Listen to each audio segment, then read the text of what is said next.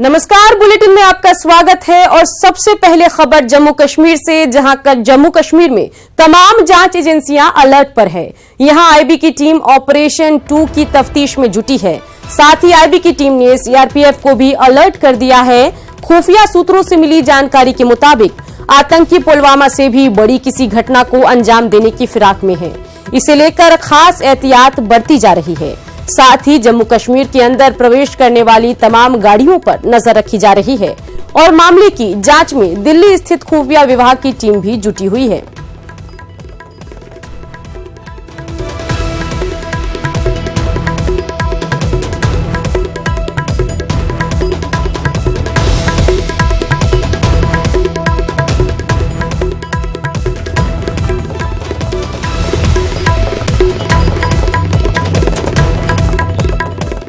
आज दिल्ली में बीजेपी केंद्रीय चुनाव समिति की बैठक होगी। इस बैठक में एमपी, छत्तीसगढ़ समेत कई राज्यों के उम्मीदवारों के नामों पर फैसला हो सकता है। माना जा रहा है कि आज ही बीजेपी अपनी पहली लिस्ट जारी कर देगी। साथ ही इसी हफ्ते में अपने सभी उम्मीदवारों के नामों पर अंतिम फैसला ले लेगी। नामों की घोषणा के बाद ही बीजेपी के स्टार प्रचारकों का दौर पूरे देश में शुरू हो जाएगा और प्रचार अभियान पूरे जोर शोर के साथ चलाया जाएगा।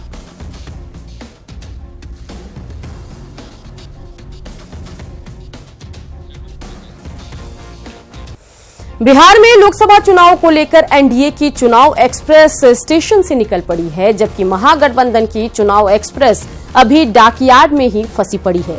यही वजह है कि चुनावी शोर के बीच एनडीए और महागठबंधन के खेमे में एक जैसा माहौल नहीं है।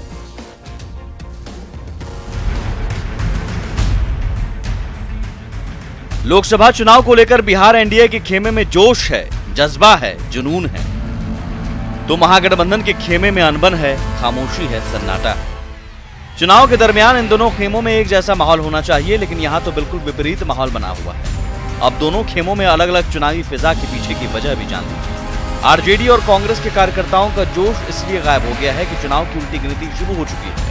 आज पहले चरण की नामांकन प्रक्रिया भी शुरू हो चुकी है, लेकिन अभी तक महागठबंधन में किसको कितनी सीट, कौन कौन सी सीट और किस सीट पर कौन प्रत्याशी, ये सब सवाल जस के तस बने हुए। ऊपर से कांग्रेस और आरजेडी के बीच बढ़ रही अनबन से महागठबंधन टूटने का खतरा मंडराने लगा है, जिसकी वजह से आरजेडी और कांग्रेस दोनों दलों के नेता निराश हैं। देखिए, जल्द से जल्द तो होना ही चाहिए, चूंकि प्रथम जो नामांकन है 18 तारीख से शुरू है। मैं समझता हूँ कि इलेक्शन कमीशन का भी नोटिफिकेशन हो ही जाएगा, तो सभी दल के कार्यकर्ताओं को रहता है कौन दल से कहाँ लड़े। वार्ता हो रही है, वहाँ हमारे राष्ट्रीय अध्यक्ष लगे हुए हैं। उनकी भी चिंता है कि बिहार की समस्या जो घटक दलों के बीच में है सो जल्द से समाधान हो जाए। इधर एनडीए के खेमे में वक्त पर सीटों का बंटवारा हो गया और एक दिन पहले कौन सी सीट किसके खाते में गई इसका भी ऐलान हो गया, जिसके बाद सभी दल अपने अपने खाते की सीटों पर प्रत्याशी के चुनाव में जुट गए हैं। इसी वजह से बीजेपी और जेडीयू दोनों के दफ्तरों पर चहल पहल बढ़ गई है। तो इसमें कोई संदेह नहीं कि एनडीए के जिस तरह से तीनों घटक एकजुट होकर एक मुट्ठी बनकर काम कर रहे हैं, माने कॉन्फिडेंस और उत्साह जो है एक दूसरे लेवल पे है। और दूसरी तरफ देखिएगा तो उन बेचारे को ये नहीं पता है कि हम दिल्ली जा रहे हैं कि गुवाहाटी जा रहे हैं कि चिकमगलुरु जा रहे हैं। बहुत ज़्यादा इसका असर पड़ेगा। जो लेट ट्रेन खुलती है लेट ही नहीं पहुँचेगी, जो आगे खुलेगी आगे पहुँचेगी। अब ऐसे वक्त में जब पहले चरण के मतदान के लिए महज 20-22 दिन बचे हों और महागठबंधन दल अभी तक किसी नतीजे पर पहुंच नहीं पाए, तो नेताओं और कार्यकर्ताओं में निराश होना लाजमी है। पटना से साकेत कुमार, न्यूज़ 18। एनडीए में कौन कौन सी पार्टी कहां से चुनाव लड़ेगी इसका ऐलान तो हो गया, लेकिन सवाल है कि कौन उम्मीदवार कहां से मैदान में उतरेगा, इसका ऐलान कब होगा। रिपोर्ट देखिए। कल जो घोषणा हुआ सीट का पटना में, जिसमें तीनों हम लोग प्रदेश के अध्यक्ष थे, उसमें एक आम सहमति बनी कि जो भी 40 सीट में जो उम्मीदवार का चयन होगा, घोषणा होगा, एक साथ प्रेस कॉन्फ्रेंस करके हम लोग करेंगे। तो वो प्रेस कॉन्फ्रेंस कल हो या परसों हो, लेकिन होली के पहले निश्चित रूप से 40 सीट का हम लोग घोषणा जीतेंगे। जो सीटें हम लोग को मिली हैं तो उन सीटों पर फीडबैक लेना, चूँकि उम्मीदवारों की घोषणा 3-4 दिनों के अंदर ही हम लोग करेंगे होली के बाद। होली के बाद या होली के पहले आखिर कब होगा एनडीए उम्मीदवारों के नाम का ऐलान? ये सवाल इन दो सहयोगी पार्टियों के प्रदेश अध्यक्षों के परस्पर विरोधी बयान से पैदा हो गया है। ये बयान बताने के लिए काफी है कि एनडीए में अब भी कुछ पेंच फंसा है। अब नाम पर है, सीट पर है या किसी खास रणनीति का हिस्सा है, ये तो एनडीए के बड़े नेता ही बता पाएंगे। लेकिन परिस्थितियां बताने के लिए काफी हैं कि कुछ न कुछ है। अगर ऐसा नहीं होता तो दिल्ली में एलजेपी पार्लियामेंट्री बोर्ड की बैठक होती, उम्मीदवारों के नाम तय हो जाते, लेकिन नामों का ऐलान रोक नहीं दिया जाता। गोवा के मुख्यमंत्री और भारत सरकार के पूर्व रक्षा मंत्री मनोहर पार्रिकर जी का जिस तरीके से कल दुखद निधन हुआ, उसको लेकर हम लोग किसी भी प्रत्याशी के नाम की आज हम लोग घोषणा नहीं कर रहे हैं। अब सवाल है कि आखिर किस तरह का पेंच फंसा है, तो दावे के साथ तो इन तीनों पार्टियों के बड़े नेता ही बता सकते हैं। लेकिन महागठबंधन में छिड़ी रार इस ओर संकेत कर रही है कि एनडीए के नेता महागठबंधन में सीट बंटवारे का इंतजार कर रहे हैं, ताकि विरोधी अपने पत्ते खोले, उसके बाद तुरुप का पत्ता चले। मतलब वेट एंड वॉच की मुद्रा में एनडीए है। देखना होगा महागठबंधन का महामंथन कब खत्म होता है, कब सहमति बनती है और कब एनडीए की तरफ से भी सब कुछ साफ किया जाता है। दिल्ली से दिवाकर, पटना से आनंद अमृतराज के साथ ब्यूरो रिपोर्ट, न्यूज़ 18।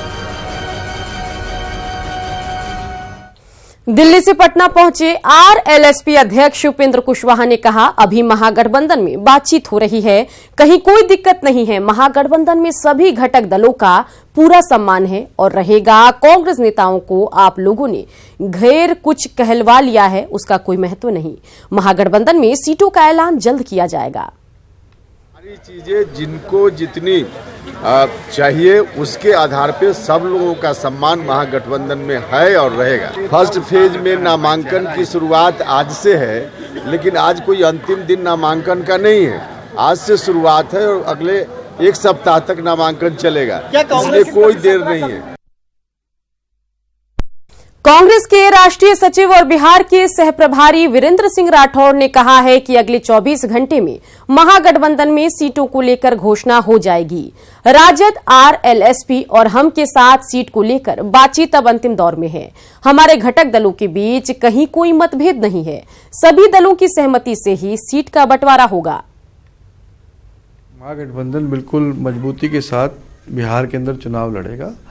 थोड़ी सी देरी जो है वो क्योंकि कैंडिडेट्स का भी चिंतन मंथन, हम लोग सभी जितने गठबंधन के साथी हैं वो कैंडिडेट्स का भी चिंतन मंथन कर रहे हैं, क्योंकि एनडीए के खिलाफ किस प्रकार से हमारे कैंडिडेट्स जीत को सुनिश्चित करें। ना केवल संख्या बल की बात नहीं है, हर घटक दल का कैंडिडेट चुनाव जीत करके आए, ये भी हम लोगों की प्राथमिकता है। इसलिए थोड़ा सा चिंतन मंथन इन चीज़ों पर चल रहा है।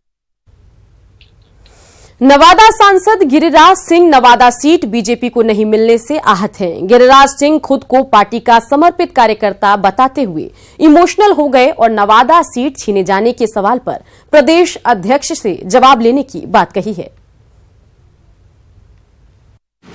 नवादा से टूटा नाता तो इमोशनल हो गए गिरिराज।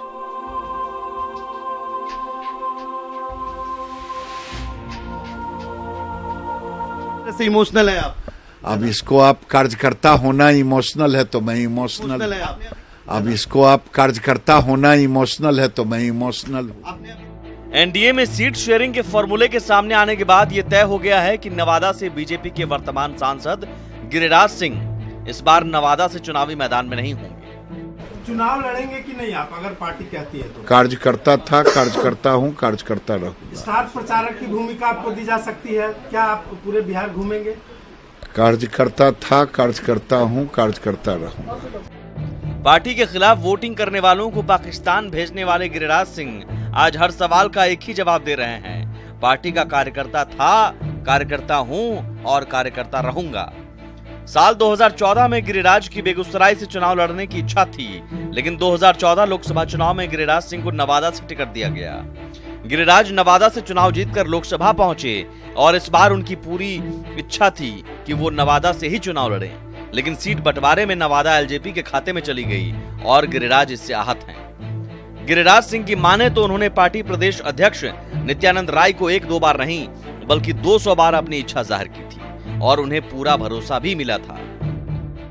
क्या वजह रही? क्या आपने वहां परफॉर्म नहीं किया इसलिए आपका टिकट कटा, या फिर आप साजिश के शिकार हुए? ये तो प्रदेश अध्यक्ष माननीय नित्यानंद जी ही बता सकते हैं, जो उन्होंने मुझे कहा था कि आप दादा जहां से चाहेंगे वहीं से लड़ेंगे। गिरिराज सिंह इस बार बेगूसराय से चुनाव लड़ेंगे या नहीं, इस पर भी गिरिराज सिंह ने गोलमोल ही जवाब दिया और हर बार कार्यकर्ता था, हूं और रहूंगा वाली बात ही कही। दादा, अंतिम बात बता दीजिए कि आप क्या निर्णय लेने वाले हैं दर्शकों को? मैं कार्यकर्ता था, कार्यकर्ता हूं, कार्यकर्ता रहूंगा और नवादा में छूटे हुए कामों को पूरा करूंगा। नवादा से नाता टूटने पर गिरिराज सिंह भावुक हैं और भरोसे के बाद भी सीट एलजेपी को दिए जाने से आहत। गिरिराज सिंह को बेगूसराय से टिकट मिलता है या नहीं, इस पर तो पार्टी को फैसला करना है, लेकिन इतना जरूर है कि इस चुनावी मौसम में नेताओं के दिल टूटने का ये कोई पहला मामला नहीं होगा, क्योंकि अभी तक तो महागठबंधन का फॉर्मूला ही सामने नहीं आया है। पटना से न्यूज़ 18 के लिए ब्रिजम पांडे की रिपोर्ट। केंद्रीय मंत्री गिरिराज सिंह का नवादा से टिकट कट गया, अब नवादा सीट एलजेपी के खाते में है। गिरिराज सिंह ने फैसले को लेकर नाराजगी जाहिर की है। इस पर चिराग पासवान ने कहा कि गिरिराज सिंह से उनकी बात हुई थी, जबकि बीजेपी एमएलसी और राष्ट्रीय मंत्री रजनीश कुमार ने गिरिराज की नाराजगी को नौटंकी करार दिया। 3-4 दिन पहले भी जब सीटों की संभावनाओं को लेकर चर्चाएं चल रही थी, तो उस वक्त भी मुझे जानकारी मिली कि शायद वो किसी वजह से नाराज़ चल रहे हैं। तो मैंने उस दिन उनको सामने से ही मैंने उनको फ़ोन किया, बहुत सहज रूप में मेरी उनसे बातचीत हुई, बल्कि उन्होंने मुझे बहुत सराहा, खूब आशीर्वाद भी दिया। उन्होंने कहा कि मैं उम्र भर में आपका ऋणी रहूँगा, जिस तरीके से आपने ये व्यवहार दिखाया। अमूमन राजनीतिक जगत में इस तरीके का व्यवहार देखने को नहीं मिलता, क्योंकि मैंने उनको सामने से फ़ोन करके बोला कि सर, अगर इस सीट को लेकर और आपकी कोई नाराज़गी है तो आप मुझे बताइए। तो और आज जिस तरीके से पुनः उनकी नाराज़गी की खबरें सामने आ रही हैं, मैं उनसे बात करूंगा और कम से कम इस बात को मैं ज़रूर सुनिश्चित करूंगा कि मेरी वजह से या मेरी पार्टी की वजह से वो नाराज़ ना हो। हमने कहा है कि गिरिराज सिंह जी को अब वो छोड़ना चाहिए नौटंकी, और वो आकर के सीधे बेगूसराय में तैयारी करें। या बेगूसराय में वो फोन लोगों को कर ही रहे हैं कि मेरा हो गया, मैं आ रहा हूँ और तैयारी कर लोगों को बोल रहे हैं, तो अब फिर वो क्या दिखा रहे हैं नवादा प्रेम और बाकी चीज़ों को इस तरह से। इसलिए मैंने जस्ट उसको एक ट्वीट के माध्यम से किया है और कोई बात नहीं है। उनको आना चाहिए चुनाव, पार्टी अगर उनको कह रहा है तो आके चुनाव लड़ना चाहिए। बिहार का इंडस्ट्रियल कैपिटल कहा जाने वाला बेगूसराय को कभी पूरब का लेनिनग्राद भी कहा जाता था। हालांकि वक्त के साथ साथ यहां पर वामपंथ का किला लगभग ढह चुका है, लेकिन 2019 के चुनाव के जरिए वामपंथी बेगूसराय को फिर पूरब का लेनिनग्राद बनाने की तैयारी में है। रिपोर्ट देखिए।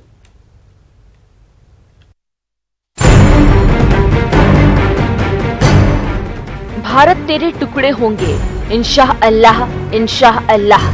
बताया जाता है कि जेएनयू में लगे इस नारे में बेगूसराय के बीहट गांव के रहने वाले और जेएनयू के छात्र कन्हैया कुमार की आवाज भी शामिल थी।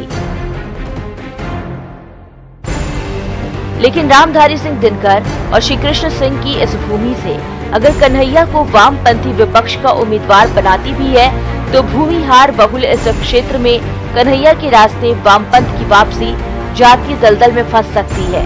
हालांकि आरजेडी की माने तो कन्हैया यदि तेजस्वी के नेतृत्व में काम करें तो उन्हें कोई दिक्कत नहीं है। तो ये कैसे संभव है कि एक म्यान में दो तलवार, एक बड़ा राष्ट्रद्रोही, एक बड़ा भ्रष्टाचारी? ये संभव नहीं है। राष्ट्रीय जनता दल के भी लोग और राष्ट्रीय जनता दल का नेतृत्व भी उसको स्वीकार नहीं करेगा। वो कम्युनिस्ट का राजनीति करेंगे, हम जो है सामाजिक न्याय का राजनीति करेंगे, और दोनों एक साथ चलकर जो है तेजस्वी के नेतृत्व में चलेंगे, बेहतर रहेगा, कोई दिक्कत नहीं है। आइए अब आपको लिए चलते हैं बेगूसराय के तेघरा विधानसभा क्षेत्र में, जिसे कभी मिनी मॉस्को भी कहा जाता था। इसी इलाके में कन्हैया का गांव बीहट है। हमने गांव के लोगों से पीएम मोदी के साथ कन्हैया के बारे में सवाल पूछा तो उन्होंने क्या जवाब दिया, आप खुद सुनिए। आपको लगता है कि चौकीदार चोर है, प्रधानमंत्री चोर है? नहीं सर, ऐसा तो नहीं लगता। लेकिन राहुल गांधी तो बोल रहे हैं कि चोर है। नहीं, जब से मोदी सरकार आए हैं तो बहुत विकास में रखे हैं सब लोग को। तुम लोगों को क्या लगता है? राहुल गांधी बोल रहे हैं कि चौकीदार चोर है, तुम लोग को लगता है मोदी चोर है? जी नहीं तो जिसका जैसा सोच रहेगा वैसा सोचेगा ही ना। बीहट का रहने वाला है कन्हैया, जेएनयू में। कन्हैया के बारे में जानते हैं? जी ज्यादा कुछ नहीं जानते। आप जानते हैं? यस सर, हम जानते हैं। क्या जानते हैं? मतलब वही सर जो देश के खिलाफ जो बयान दिए थे इसीलिए थोड़ा। तो वो तो चुनाव लड़ रहा है आपके बेगूसराय से। क्या सर लड़ रहे हैं तो वही नहीं पता नहीं है अब कैसे क्या करेंगे। बहरहाल महागठबंधन में लेफ्ट के शामिल होने पर अभी भी संशय बना हुआ है। खबर ये भी है कि कांग्रेस यूपी की तर्ज पर बिहार में भी अकेले चुनाव मैदान में उतर सकती है। ऐसे में 2019 में बेगूसराय लोकसभा की लड़ाई बेहद दिलचस्प होगी। न्यूज़ 18 के लिए पटना से नीलकमल की रिपोर्ट। झारखंड में महागठबंधन का गणित बैठता हुआ नहीं दिख रहा है। इस बार रोड़ा बन रहे हैं वामदल। वामदलों ने कोडरमा सीट छोड़ने के महागठबंधन के प्रस्ताव को ठुकरा दिया है। महागठबंधन में फंसा अब वाम पेंच। माले ने ठुकराया महागठबंधन का ऑफर। ये वस्तुगत आकलन पर खड़ा हमारे संघर्ष के बल पर हासिल एक दावेदारी है।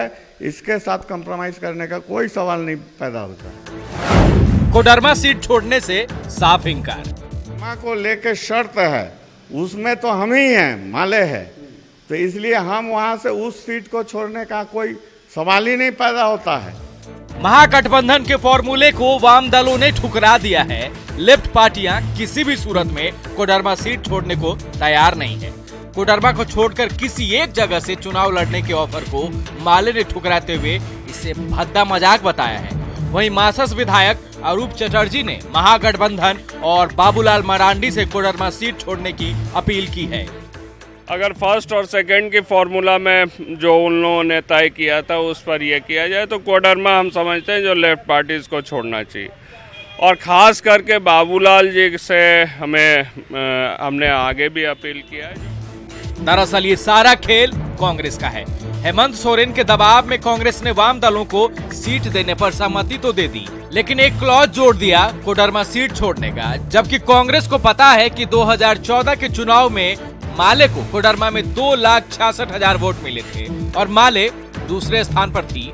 मतलब माले किसी भी हाल में सीट छोड़ेगा नहीं। और जेवीएम प्रमुख बाबूलाल मरांडी की इच्छा वहीं से लड़ने की है, मतलब वो भी सीट नहीं छोड़ेंगे। यानी कांग्रेस ने एक तीर से वाम दलों और जेवीएम दोनों का शिकार कर दिया। लेकिन पेंच सिर्फ वाम दल का ही नहीं है, मामला आरजेडी से भी फंसा हुआ है। आरजेडी का दावा 2 सीटों पर है और कांग्रेस 1 सीट से ज्यादा देने के बारे में सोचती भी नहीं। लेकर ही मानेंगे आरजेडी? नहीं, बिल्कुल हम अपनी बात रखे हुए हैं। 2 सीट हम जरूर चाहेंगे कि दोनों सीट मिले। अब सवाल है कि गठबंधन है, गठबंधन में अगर नहीं होता है तो सारे लोगों को अधिकार है चुनाव लड़ने का, उम्मीदवार देने का। अब जो भी लोग गठबंधन के बातों से सहमत होंगे वो गठबंधन के साथ होंगे, जो गठबंधन से दूर रहेंगे वो अलग चुनाव लड़ेंगे। इसमें कांग्रेस पार्टी इसमें क्या कर सकती है? अब चुनाव की घोषणा के बाद भी जारी सीटों का ये आपसी संग्राम महागठबंधन को किस किनारे लगाएगा, शायद अंदाजा महागठबंधन के नेताओं को भी होगा। रांची से भुवन किशोर झा और धनबाद से अभिषेक के साथ ब्यूरो रिपोर्ट, न्यूज़ 18। झारखंड में महागठबंधन में एक बार फिर सीट शेयरिंग के फॉर्मूले का ऐलान टल गया है। हेमंत सोरेन ने कहा है कि 24 मार्च तक इसका औपचारिक ऐलान कर दिया जाएगा। जेएमएम के केंद्रीय कार्य समिति की बैठक में झारखंड, ओडिशा के अलावा बिहार और बंगाल में भी चुनाव लड़ने पर चर्चा की गई। महागठबंधन में फिर टला सीट शेयरिंग के फॉर्मूले का ऐलान।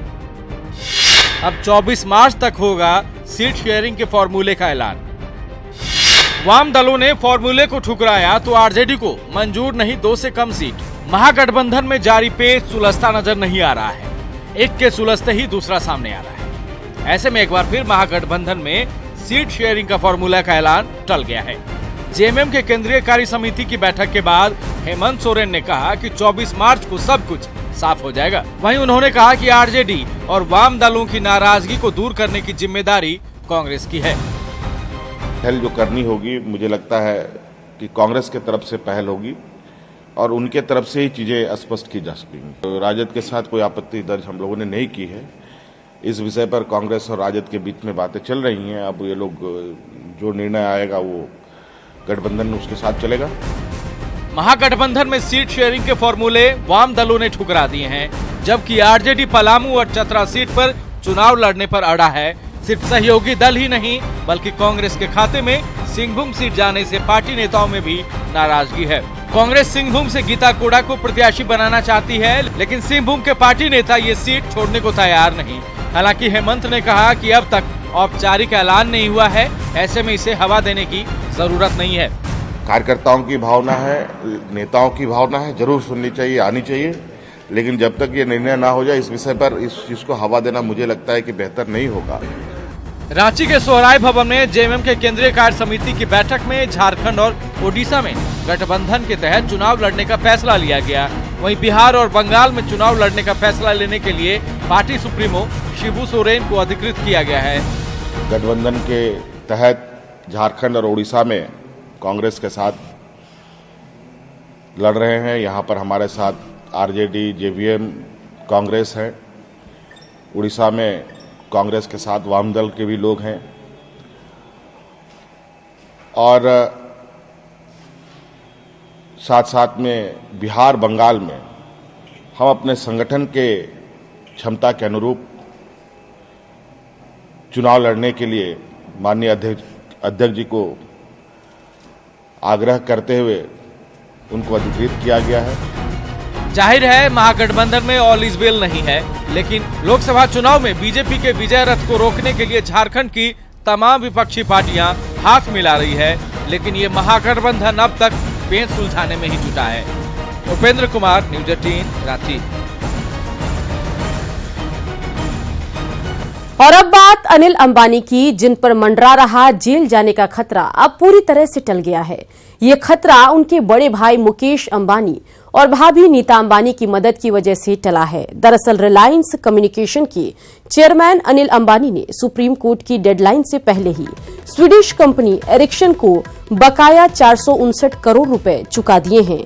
इससे पहले की सुनवाई के दौरान सुप्रीम कोर्ट ने अंबानी को अवमानना का दोषी ठहराया था। साथ ही उन्हें 1 महीने के अंदर 453 करोड़ रुपए चुकाने के लिए कहा था। इसमें चूक होने पर कोर्ट ने उन्हें 3 महीने जेल भेजने की बात कही थी। एरिक्सन के पैसे चुकाए जाने के बाद अनिल अंबानी ने अपने बड़े भाई मुकेश अंबानी और भाभी नीता अंबानी को दिल से धन्यवाद दिया। साथ ही कहा है कि मुश्किल वक्त में साथ देकर मुकेश और नीता अंबानी ने पारिवारिक मूल्यों को बचाया है।